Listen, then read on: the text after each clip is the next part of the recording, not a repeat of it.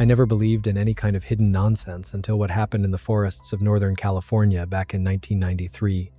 Even now, 3 decades later, I still wake up some nights because I hear that sound again. It was like a freight train made of muscle and fury tearing through the woods. What I'm about to tell you isn't a campfire story or some internet hoax. It really happened. And the only reason I'm finally talking about it now is because I figured enough time had passed that maybe nobody would care anymore. Maybe I was wrong. But I'm too old and too tired to keep carrying this around in silence. It all started in late September of 2093, when our logging crew was hired for what seemed like a dream job. The company, I won't name them, but they were big enough to have lawyers in 3 states, wanted us to clear out an untouched section of old-growth forest about 60 miles northeast of Eureka. The pay was nearly double the usual rate, which should have been our first warning sign. When somebody pays you twice what the work is worth, there's usually a reason. Our foreman, a grizzled man we all just called the old man because of his look and temperament, gathered the 12 of us around his pickup that morning. He spread a topo map across the hood and pointed to an area marked in red pencil. It was massive, close to 800 acres of untouched timber that had somehow survived the logging rush of the early 1902. Mostly Douglas fir and redwood, some of them over 200 feet tall and older than the United States itself. The old man said we had 6 weeks to clear the tract. Tough work, but doable with the gear we had. 2 feller bunchers, a couple of skidders, and an excavator big enough to haul out logs the size of school buses. The company even set us up with a temporary camp, 3 trailers for sleeping, a mess hall, and a maintenance shed. Everything was ready when we rolled in, like they'd been planning this job for months. What was strange, though, was the location. We were deep inside national forest land, and somehow this company had wrangled a logging permit in what was supposed to be protected territory. When one of the younger guys asked about it, the old man just shrugged. Paperwork wasn't his department. He'd seen plenty of stranger things in his 20 years cutting timber, and as long as the checks cleared, he wasn't about to ask questions. Our crew was a mix of seasoned loggers and a few rookies who needed breaking in. All of us were hard men who'd spent our lives in the woods, used to isolation and the risks that came with toppling giants. That first week went exactly according to plan. We set up our base in a clearing about half a mile from the forest boundary and began working through the grid marked on the map. The timber was unbelievable, some of the finest old-growth trees I'd ever laid eyes on. They'd been standing since before Columbus landed in the Americas, and here we were cutting them down for ship decks and house frames. It didn't sit right, but the money was too good to walk away from. It was the skidder operator who first noticed something was wrong. He'd been running heavy equipment for 15 years and knew the sounds of a forest better than anyone. On the 8th morning, during lunch break, he shut off his machine and walked over to where I was eating a sandwich on a stump. He looked rattled, which was not like him at all. Normally, he was the joker of the crew, always ready with a wisecrack or a funny story about his weekend adventures. But that day, he seemed restless, constantly glancing back toward the tree line. He asked me if I'd heard anything strange out there. I stopped and listened. The familiar forest sounds were still there, the bird song, the distant rumble of machinery a quarter mile away, the wind pushing through the canopy overhead. Nothing seemed unusual. He just shook his head and bit into his ham sandwich. He told me he thought something had followed him earlier that morning while he was dragging timber out, something with footsteps, but too heavy to be human. I laughed and told him it was probably just a bear. This area was well known for its healthy black bear population, and they were bulking up for hibernation. A hungry bear sniffing around our camp wouldn't have been out of the ordinary, but again, he shook his head. He said he knew what bears sounded like, and this wasn't a bear. Whatever it was walking on 2 legs, not 4, and it was bigger. The very next day, our best climber came down with a strange story of his own. He'd been nearly 60 feet up a massive redwood, working his chainsaw around the trunk when he heard movement below, down in the shadows of the trees. When he looked down, he swore he saw what he first thought was a man walking through the understory, but the proportions were all wrong. He said it was too tall, at least 8 feet, maybe taller, and covered head to toe in dark hair. Yet it moved like a man, not like any animal he'd ever seen. The crew's reaction was predictable. Most of the guys laughed and started cracking jokes about our climber spending too much time in the thin air up top. One of the younger loggers pounded his chest and grunted like a caveman, sending the whole camp into fits of laughter. Even I chuckled, though the look on the climber's face told me he wasn't joking. He swore up and down about what he'd seen, whether we wanted to believe him or not. The old man, sitting quietly in his folding chair by the fire, finally spoke up. He said there were all kinds of critters out here in the wild. Could have been anything. Maybe some hunter in a ghillie suit. Maybe just shadows playing tricks on his eyes. But, he reminded us, we had a job to do and good money waiting on the other side of it. We needed to stay focused. That seemed to calm things down, but I noticed our climber didn't join in the laughter for the rest of the night.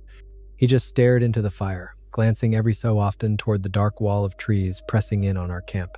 A few days later, more strange reports started trickling in. One of the chainsaw operators claimed he saw something watching him from a ridge above the worksite, a dark figure that slipped away the second he tried to get a better look. Another swore he'd found footprints near the maintenance shed, though they were smeared and unclear in the soft earth. The most unsettling discovery came the following Friday morning. Our main equipment operator went out early to check his rig before the crew got moving and found someone or something had been messing with it during the night. The cab door was hanging wide open, even though he swore he'd locked it tight the night before. What was worse was the condition of the door itself. It looked like it had been wrenched open with unbelievable force. The metal hinges bent, the safety glass cracked in its frame. The old man studied the damage with a furrowed brow. This wasn't a mechanical failure. It looked like something had grabbed that handle and yanked so hard it tore through the lock and bent solid steel. The old man's first guess was sabotage, that maybe some environmental group was trying to disrupt the operation. But if it was sabotage, it wasn't like any he'd ever seen. There were no spray-painted slogans, no damage to the critical systems, nothing that would actually keep us from working. Just brute force, as if something was testing the machine rather than trying to stop it. The door was hanging at a strange angle, like some giant had tried to climb into the cab.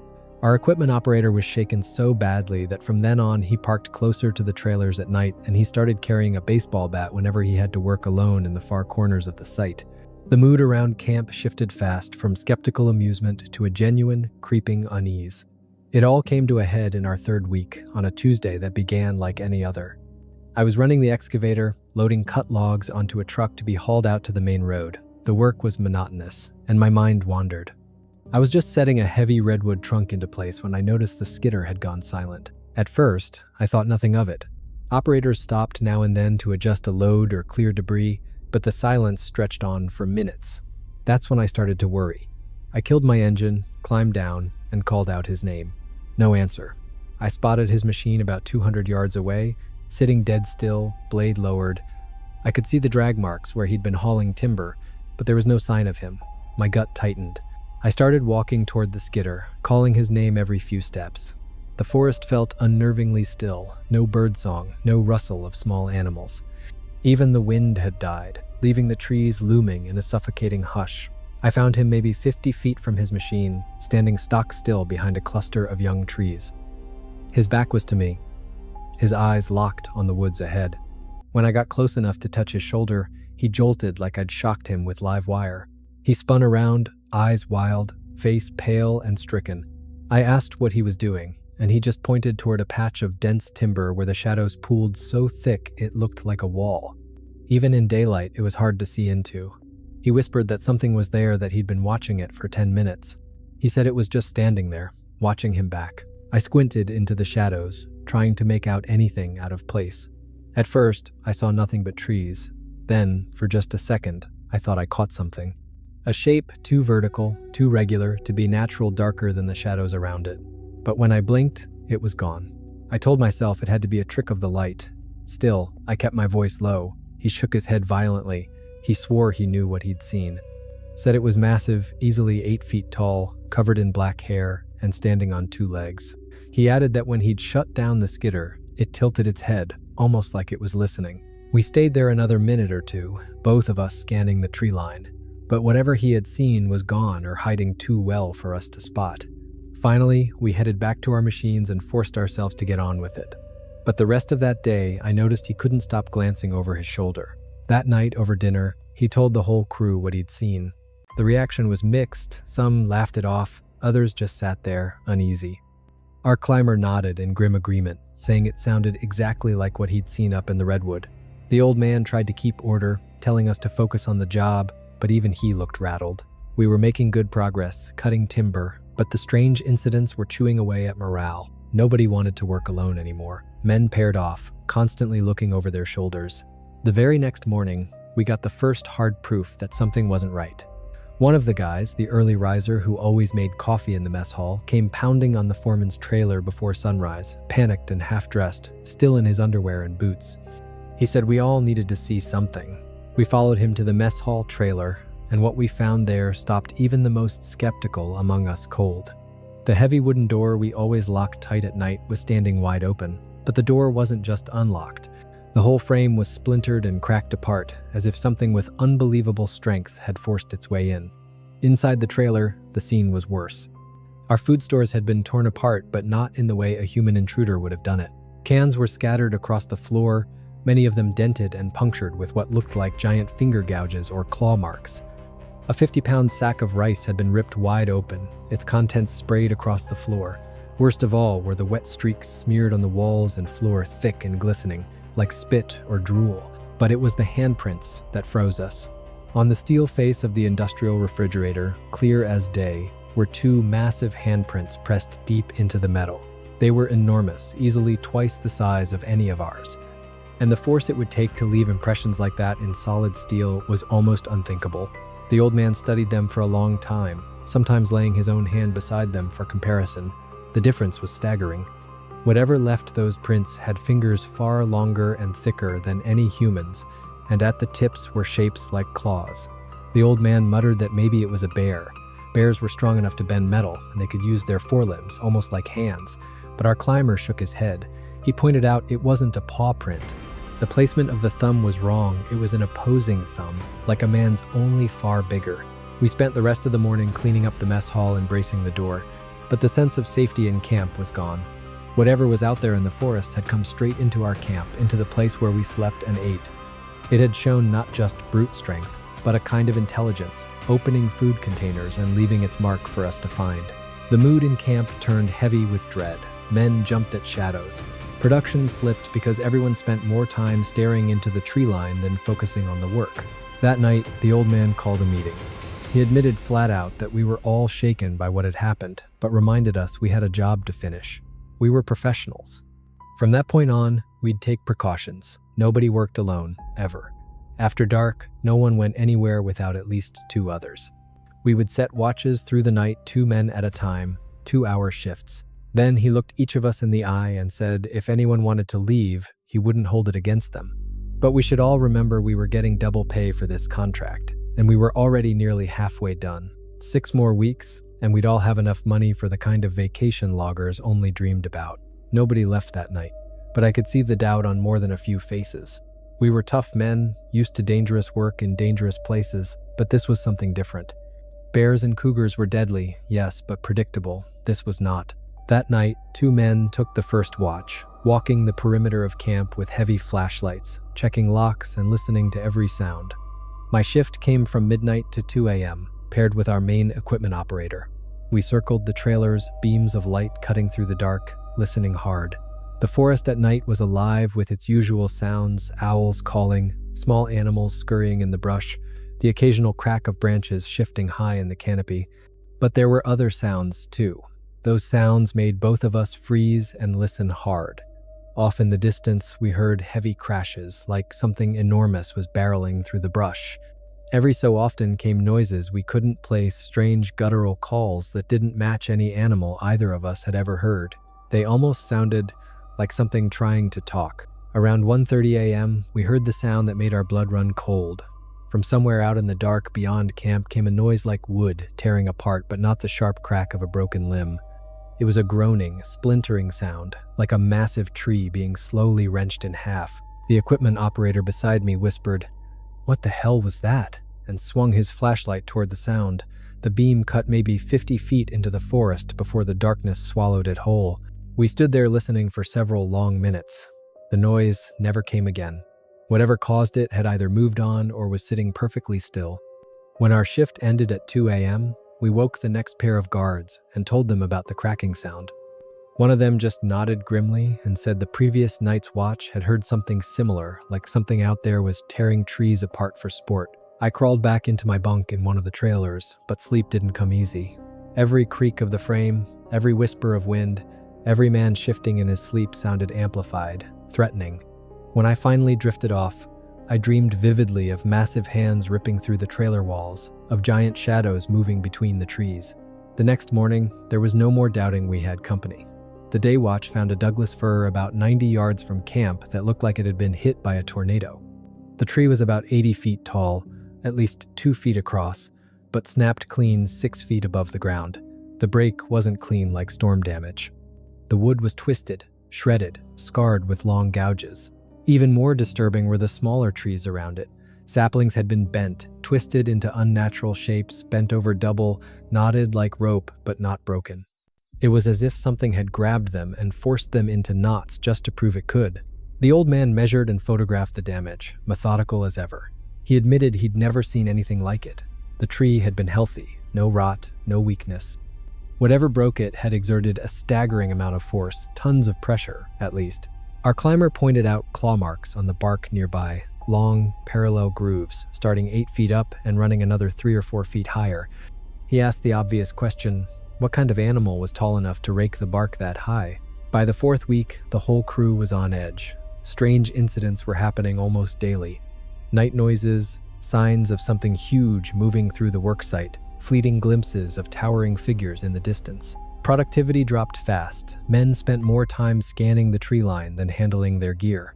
What rattled me most was the feeling of being watched. At first, it was fleeting, a prickling sense on the back of my neck, but day by day, it grew stronger. Every time I climbed into the cab of my excavator, every time I stepped down to check a load or tighten a chain, I felt that weight of eyes on me. And it wasn't just me. The whole crew was feeling it. The skidder operator started wearing sunglasses even on cloudy days, saying the sense of being watched was so intense it gave him headaches. Our climber refused to go up a tree alone anymore, convinced something was stalking him from below every time he worked. But it was our main equipment operator who had the worst encounter of all. He was running the feller buncher with a partner about half a mile from camp when he noticed movement in the trees, pacing him. At first, he thought it was another crew member, but when he stopped the machine and called out, there was no answer. The movement continued, always at the edge of sight, keeping perfect distance. He said he could tell it was massive, walking upright on 2 legs, gliding through the forest with a grace that didn't match its size. And it was mimicking him, stopping when he stopped, moving when he moved. For 20 minutes, this went on, until he'd had enough. He killed the engine, climbed down with his baseball bat in hand, and marched out, ready to face whatever had been dogging him. The second his boots hit the ground, the movement stopped. He yelled into the trees, demanding to know who or what was out there. Silence. For a long moment, nothing answered. Then, from somewhere about 50 yards into the woods, came a sound that froze him to his marrow. It was a call, deep, booming, resonant. A voice, but not a human one. Too low, too powerful, like the roar of a gorilla the size of a grizzly bear. And then another call answered from a different direction, and another. He realized in horror he was surrounded. At least 3 of them, communicating. He dropped the bat, sprinted back to his machine, fired it up, and drove straight for camp as fast as the treads would carry him. That night, when he told the crew what had happened, nobody laughed. The joking and skepticism had died days before. Now, we all believed, and we were all afraid. It was our climber who made the most terrifying discovery.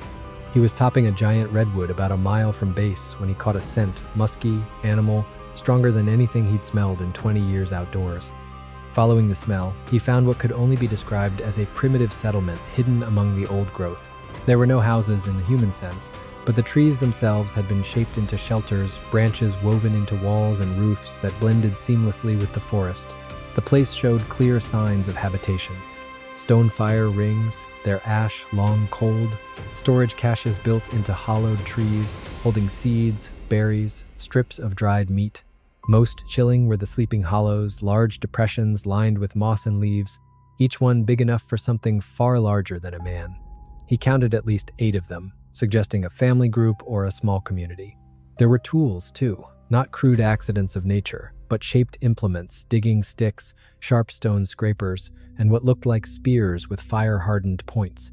And then came the discovery that turned his stomach: human artifacts. Shreds of clothing, dress shirts, boots, torn baseball caps. Old license plates scattered in the dirt, some rusted with age.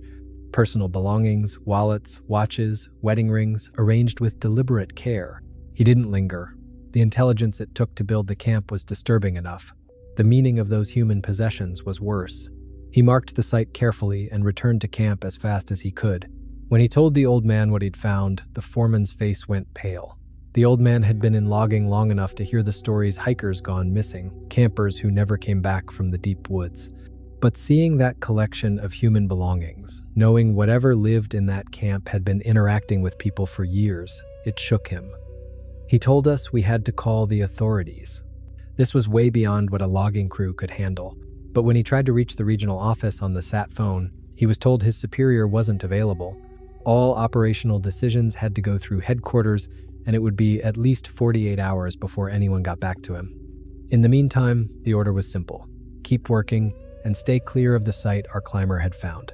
Knowing it was there, knowing we were sharing the forest with something intelligent that collected human possessions like trophies, made it almost impossible to focus on the job. The attack happened in our 5th week, on a Thursday morning that began like any other.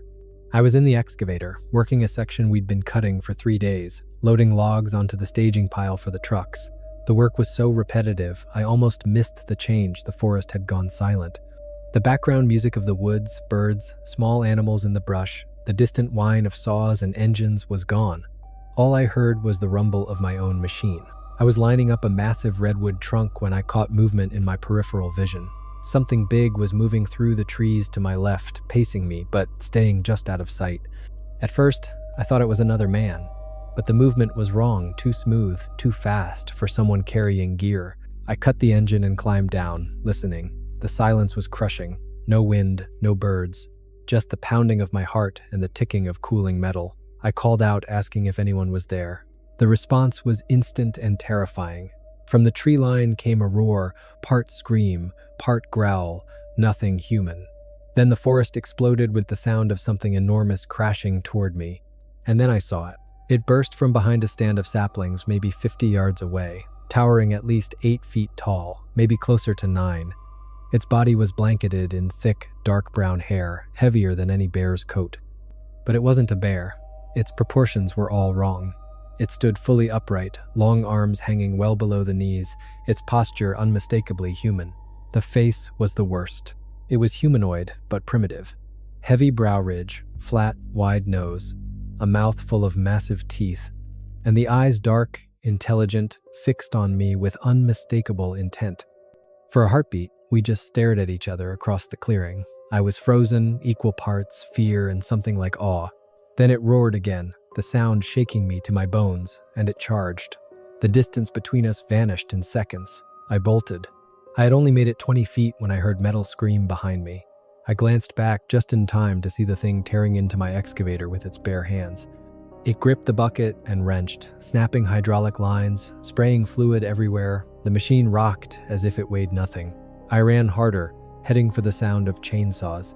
Behind me, the destruction was deafening, metal shrieking, steel crashing, heavy parts thrown around like toys. I broke into a clearing where 2 sawyers were working a massive Douglas fir. They took one look at my face and killed their saws immediately. Gasping for breath, I shouted that we had to get everyone out, now. This was real, and it was angry. Before I could say more, the forest shook with another roar, then another, louder, closer, and from more than one direction. The thing that wrecked my excavator wasn't alone. The 3 of us ran for the staging area, where most of the crew was loading trucks. The equipment operator, the skidder driver, and a few others were working there. When they saw us sprinting and heard the sounds chasing us, they didn't need an explanation. The old man was by the trucks, shouting for everyone to pile in and leave the equipment. But before we could reach them, the tree line erupted. They came out of the forest, at least 6 of them. Huge, hulking shapes, each the size of the one I'd seen. Moving with purpose, in coordination. They weren't just charging blindly, they were surrounding us. The largest, nearly 10 feet tall, with a gray mane framing its face, stepped into the clearing. It moved straight for the feller buncher, which was still idling. Instead of retreating, it approached calmly, studying the machine like it was trying to understand it. Then, with terrifying ease, it grabbed the boom tons of steel and twisted, as if it were nothing more than a child's toy. The sound of metal giving way under that monstrous strength was beyond description. Steel beams designed to lift tons of timber snapped like twigs. Hydraulic cylinders built to withstand thousands of pounds of pressure were crushed and ripped apart. In less than 2 minutes, that creature had reduced a $250,000 machine to a heap of twisted scrap. But it didn't stop there. The thing grabbed the back end of the Feller Buncher and shoved it toward the slope leading down toward camp. The machine weighed over 40 tons, but the creature pushed it as if it were nothing more than a wheelbarrow. When the machine tipped over the edge, it rolled down the hillside, gathering speed and smashing everything in its path. Trees that had stood for centuries were snapped like matchsticks. The machine bounced and tumbled endlessly, carving a swath of destruction through the forest like a tornado had torn through. When it finally came to rest, the creature stood watching, chest heaving, as if admiring its handiwork. Then it turned and fixed those black, intelligent eyes on us. The message was unmistakable. This was their forest, and we were not welcome. That was all the warning we needed. The crew piled into the 2 trucks that were still running, leaving behind hundreds of thousands of dollars in equipment and personal gear. The old man took the lead truck, the equipment operator the second, and we barreled down the mountain road like the devil himself was on our heels. Not a word was spoken. We were all too stunned by what we'd seen, too busy wrestling with the impossible truth that we'd just had a face-to-face encounter with something that shouldn't exist. The silence was broken only by the crackle of the radio as the old man tried to raise the company's emergency line. When he finally got through, his explanation was met with skepticism, even disbelief. How could a $4 million machine be destroyed by a single animal? What kind of beast could shove a 40-ton machine off a ridge? The old man stuck to what he knew, but I could hear the doubt in the voice on the other end. They were thinking insurance fraud, equipment failure, maybe some kind of freak accident. The truth that we had been attacked by a family of towering, prehistoric-looking creatures was too much for anyone to accept. We drove straight to the company's regional office in Eureka, pulling in late in the afternoon, still covered in dirt and hydraulic oil from our frantic escape. The parking lot was full, not just with company trucks, but with unfamiliar vehicles bearing government plates. Word had spread fast. What followed were the 3 most intense days of questioning I've ever endured. We were split up, interrogated separately by teams of company officials, insurance investigators, and others who claimed to represent various federal agencies but never showed identification. The questions came in relentless cycles. What exactly had we seen? How many creatures? Did we take photos or video? Did we collect physical evidence? Had any of us been drinking or using drugs? Were we sure it wasn't just a group of pranksters in costumes? Each of us stuck to our account, repeating what we had witnessed as plainly as we could. But with every retelling, I could see the skepticism in our interrogators' faces. They were hunting for inconsistencies, waiting for signs of lies, delusions, or negligence to explain away the loss of expensive machines.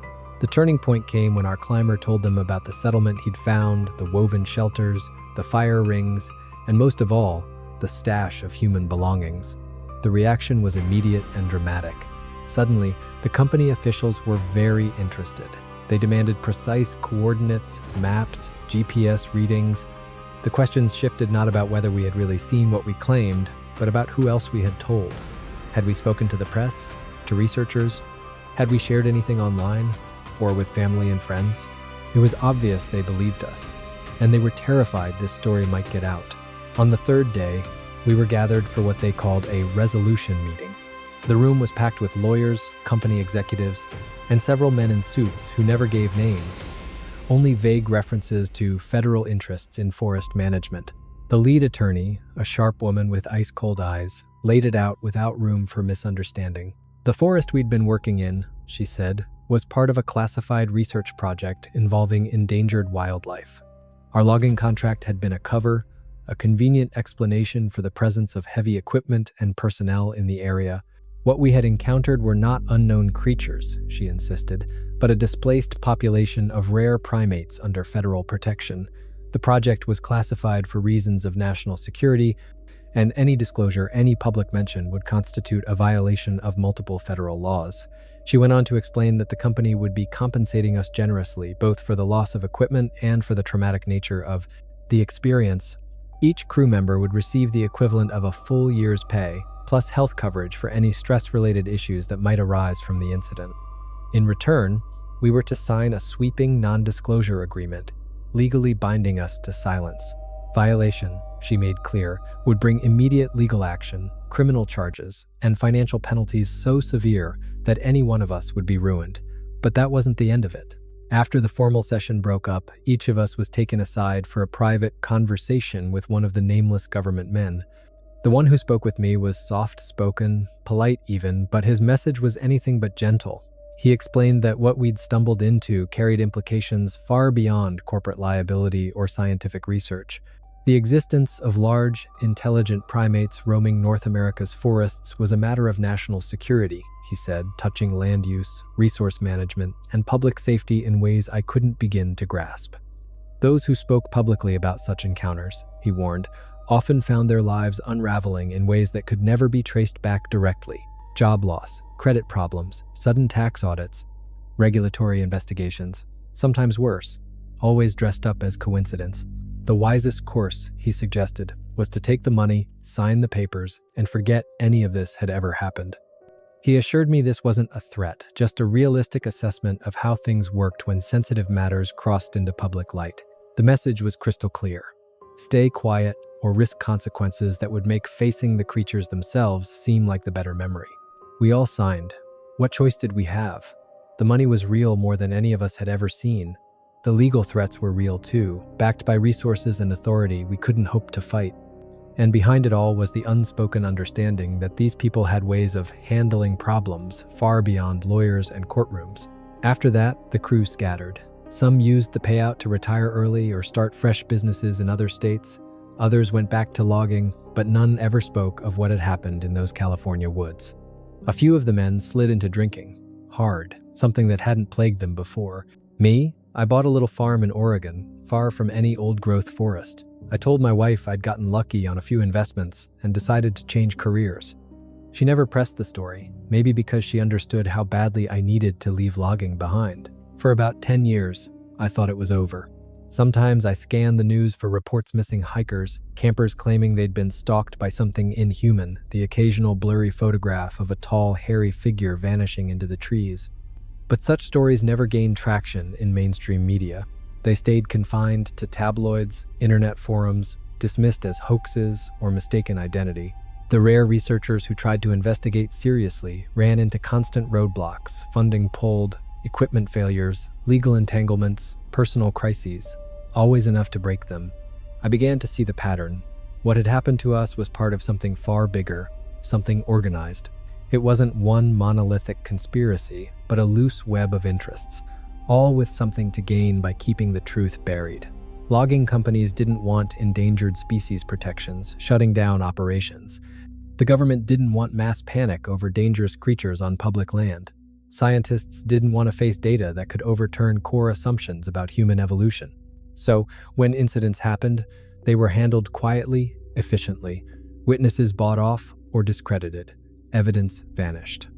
The few accounts that reached the public got drowned in a sea of hoaxes and nonsense, until no one could tell fact from fabrication. The brilliance of the system was its simplicity.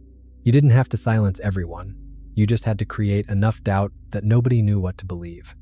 And people, by nature, dismiss what doesn't fit their worldview. Over the years, I watched researchers who strayed too close to the truth. A primatologist in the Pacific Northwest lost all funding after publishing a paper suggesting unknown primates might exist in North American forests. Her data was seized in a routine audit and never returned. A wildlife photographer who claimed to have captured clear footage of a Sasquatch family died in a car accident days before presenting it at a conference.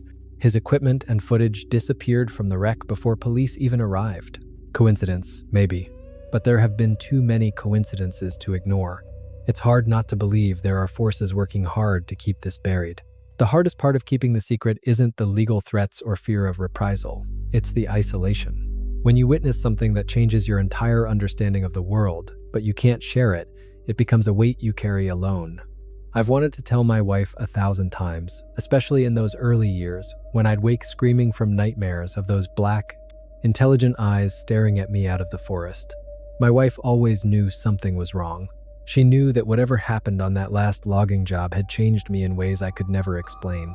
But I stayed silent, partly because of the papers I'd signed, mostly because I was terrified of what might happen to her if she got tangled up in it. The men who interrogated us had made it clear their reach extended to family, too. Protecting her meant keeping my silence. The nightmares faded with time, but never disappeared.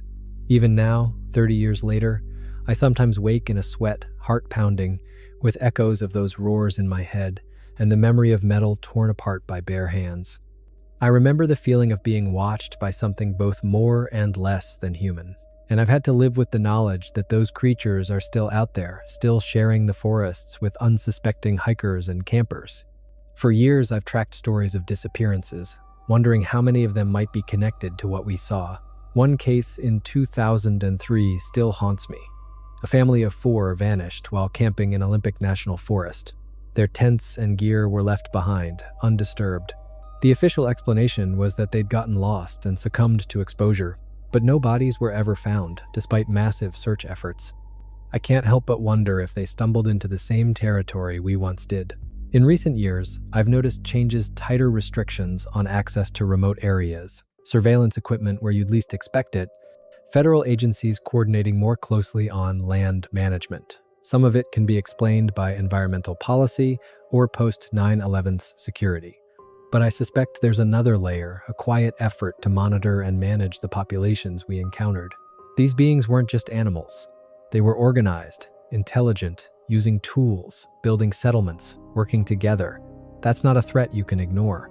It's something that has to be managed, contained. And I've come to believe that's what our logging job really was, part of a larger program, a way to test boundaries, provoke reactions, and study behavior. It explains the pay, the permits, the secrecy. We weren't just cutting timber. We were participants in an experiment we didn't even know was happening.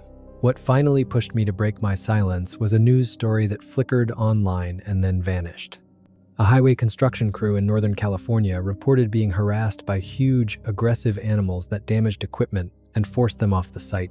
The location was less than 50 miles from where we had our encounter. Officially, the project was suspended indefinitely due to environmental concerns. No details given. I knew immediately what that meant. Another clash, another cover-up. But this time, the stakes are higher. A planned residential development would put hundreds of families in direct, daily contact with these beings. The potential for conflict and loss of life is far greater than anything that can be swept quietly under the rug. And so I've started to wonder if the secret that's been buried for generations is finally reaching its breaking point. Human expansion keeps pushing into wild places. The creatures don't move. At some point, the collision is inevitable. That's why I'm telling this story now. I'm old. I don't have much left to lose. People have a right to know what they're sharing the forests with. The agreements I signed may still be legally binding, and yes, I may face consequences for speaking, but there are things more important than personal safety. The truth is one of them. The beings we encountered were not monsters, not demons. They were intelligent creatures struggling to survive in a world increasingly dominated by human activity. They had families, tools, and social structures. They made decisions, coordinated their actions, and more than once showed us they were far more like us than the people who tried so hard to keep them hidden. But they were also unimaginably dangerous when threatened. The power they unleashed against our equipment could just as easily have been turned on us. If we hadn't escaped when we did, I doubt any of us would be alive to tell the story. People who venture into the wilds deserve to know the risks. They deserve to make informed choices when they hike or camp in places where these beings might still dwell. More than that, these creatures deserve recognition and protection. If they are as intelligent as they appear, then they possess rights that have been erased by the silence surrounding them. They are not just another species to be managed, they are our neighbors, quite literally. And after 30 years of reflection, I believe their existence represents one of the most profound discoveries in human history. Their very presence reveals that our understanding of human evolution and of life on Earth is incomplete. If such intelligent, powerful beings have lived alongside us for centuries without official recognition, what does that say about the assumptions we cling to about our place in nature? How many other discoveries have been buried because they don't fit neatly into accepted scientific narratives? The cover-up isn't just about corporate interests or government secrecy. It's about denying a fundamental truth, one that could reshape our relationship with the natural world. We share this planet with other intelligent life, and we choose to look away because their existence complicates the story we tell about human supremacy. That indifference grows more dangerous every year. Climate change, deforestation, and expanding development are squeezing the last wild places where these beings can live. Conflict is inevitable. When that moment comes, the secrecy will collapse under its own weight. I don't expect everyone who reads this to believe me. After 30 years of misinformation and mockery, the truth has been buried under so much noise it's almost impossible to separate fact from fiction. But for those willing to consider the possibility that our world is stranger, more complex than we've been told, I offer this account as testimony. These beings are real. They are intelligent, strong, and struggling to survive in a world that refuses to acknowledge them. They are not myths, not legends whispered around campfires. They are flesh and blood, with needs, fears, and families of their own, and they are our responsibility. The choices we make about land, development, and resource use will decide whether they endure or whether they join the long list of species erased by human hands. I have carried this secret for 3 decades, but I will not carry it to my grave. Whatever happens to me for breaking my silence, I hope my words will spark a deeper conversation about what we truly share this planet with. The truth has been buried long enough. It's time people knew what really lives in the deep woods. The creatures we met in those California forests reshaped my understanding of the world in ways I'm still coming to terms with. They showed me reality is far stranger and far more mysterious than I ever imagined. And they revealed just how far the forces within our own society will go to hide anything that challenges our narrow view of nature. I don't know what will happen when this story becomes public, but I know the truth deserves to be told. Humanity deserves to know what exists beyond the edge of our maps. And those powerful, fearsome beings deserve to be recognized for what they are. Not monsters, not myths, but fellow inhabitants of a world that belongs to all of us. The forest remembers everything, even when we choose to forget. And somewhere in the deep wilds of Northern California, beneath the ancient trees, they are still watching, waiting for the day we are finally ready to acknowledge them.